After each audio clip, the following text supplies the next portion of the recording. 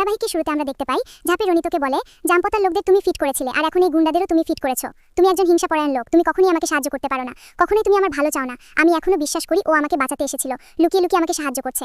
সেটা তুমি কখনোই আমাকে সাহায্য করতে পারো না, সবকিছু তোমার মিথ্যা। তুমি আমার সাথে মিথ্যা অভিনয় করছো, আমি তোমাকে কখনো বিশ্বাস করি না, তুমি একটা অবিশ্বাসের লোক। ঝাঁপির এমন কথা শুনে রনিত বলে দীপ তোমাকে ভালোবাসে না, তারপরেও তুমি দীপকে ভালোবাসো, দীপকে বিশ্বাস করো।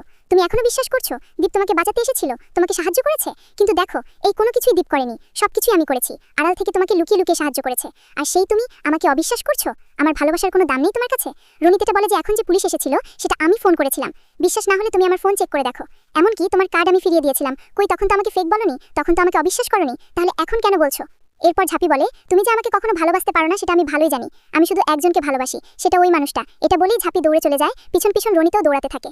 অন্যদিকে আমরা দেখতে পাই দীপ ইনকাকে বলে তুমি তো আমাকে বলে কলকাতায় গেছো, তাহলে তুমি এখানে কিভাবে? তখন ইনকা বলে তুমি যেহেতু ঝাঁপিকে বাঁচাতে যাওনি, সেক্ষেত্রে আমি তোমাকে সব সত্যটাই বলে দেবো। আসলে আমি আর ঝাঁপি জানতাম কালো হুডি পরা ছদ্মবেশে তুমি ছিলে, তাই আমরা প্ল্যান করে এই নাটকটা সাজিয়েছিলাম, কিন্তু তুমি আমার বিশ্বাস রেখেছো, তুমি ঝাঁপিকে বাঁচাতে না গিয়ে রনিতকে পাঠিয়েছো। এটা বলে ইনকা দীপকে জড়িয়ে ধরে আর মনে মনে বলে নাটক করতে গিয়ে সত্যি যে ঝাঁপি বিপদে পড়বে সেটা আমি জানতাম না। এদিকে দীপ মনে মনে বলে তোমাদের এই নাটকের জন্যই জানি না আজকে মেয়েটার কত বড় বিবাদ হতে পারতো, যদি সেটা তোমরা জানতে তাহলে কখনো এমনটা করতে না। কিছুক্ষণ পরে রনিত দীপকে ফোন করে বলে আমি যে এসব কিছু করেছি ঝাঁপি সেটা বিশ্বাস করছে না, দীপ তুই কিছু কর। ও দৌড়ে চলে গেছে। পরের সিনে আমরা দেখতে পাই ঝাঁপি দোকানের সামনে এসে রাস্তা থেকে এইট তুলে দোকান ভাঙতে থাকে। তখন রনিত বলে ঝাঁপি তুই প্লিজ এমন করিস না, একটু শান্ত হ, আমার কথাটা একটু শোন, এভাবে নিজের জিনিস নষ্ট করিস না। তখন ঝাঁপি বলে আমি কারোর দয়া নিতে চাই না, কারোর ভালোবাসা আমি নিতে চাই না, করুণা আমার লাগবে না, আমি নিজের যোগ্যতায় সবকিছু করব। যদি আগে জানতাম তুমি এসব কিছু করছো তাহলে কাঠে তখনই আমি আগুন লাগিয়ে জ্বালিয়ে দিতাম। আমি কখনোই তোমাকে বিশ্বাস করি না, ভালোবাসা তো দূরে থাক। এটা বলে ঝাঁপি দোকানে পেট্রোল দিয়ে আগুন জ্বালাতে যায়। তখনই দীপ এসে বলে কি করছিস এসব, তুই কি পাগল হয়ে গেছিস? এবার আমি কেন জিনিস নষ্ট করছিস? তখন ঝাঁপি বলে তুমি তো আমাকে এগুলো দাওনি তাই না, তুমি তো আমাকে ভালোবাসো না, তাহলে এখন কেন এখানে এসেছো? আমি কারো দয়া ভালোবাসা নিয়ে কিছু করতে চাই না, আমাকে বলো তুমি দিয়েছিলে? এরপর দীপ বলে আমি তো তোকে আগেই বলেছিলাম আমি এসব কিছু দেইনি, তোকে সাহায্য করিনি।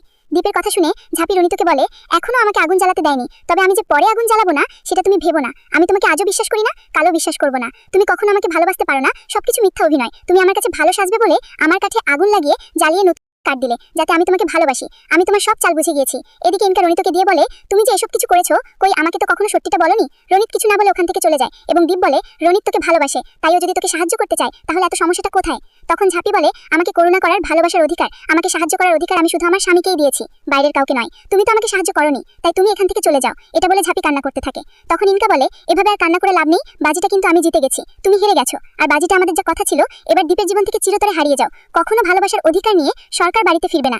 এদিকে দীপ মনে মনে বলে আসলে ঝাঁপি আমি তোকে বারবার সাহায্য করেছি, তুই আমাকে বিপদে পড়ে ডাকবি আর আমি যাব না, এতটা সেলফিশ আমি নই। কিন্তু এখন যে তুই রনিতকে দেখে এতটা কষ্ট পাবি সেটাও আমি চাইনি। কিছুক্ষণ পরে ইনকা দীপের হাত ধরে চলে যায় আর ঝাঁপির মনে পড়ে গুন্ডাদের সাথে মারপিটের কথা। তখনই ঝাঁপি দীপের হাত ধরে বলে তোমার হাতে এটা কিসের চোট, তুমি কোথায় মারপিট করতে গিয়েছিলে, চোট কিসে লাগলো তোমার? তখন দীপ কিছু না বলেই চুপচাপ দাঁড়িয়ে থাকে। আগামী পর্বে আমরা দেখতে পাবো ঝাঁপি ইনকাকে বলে আমার সন্দেহ এখনো যায়নি, আমি এখনো বিশ্বাস করি ওইটা ওই ছিল। যেহেতু আমার সন্দেহ এখনো যায়নি সেহেতু সরকার বাড়ি থেকে অধিকার ছেড়ে চলে যাওয়ার কোনো প্রশ্নই আসে না। তো বন্ধুরা এই ছিল আজকের আপডেট। পরবর্তী আপডেট পেতে আমাদের চ্যানেলটি এখনই সাবস্ক্রাইব করুন।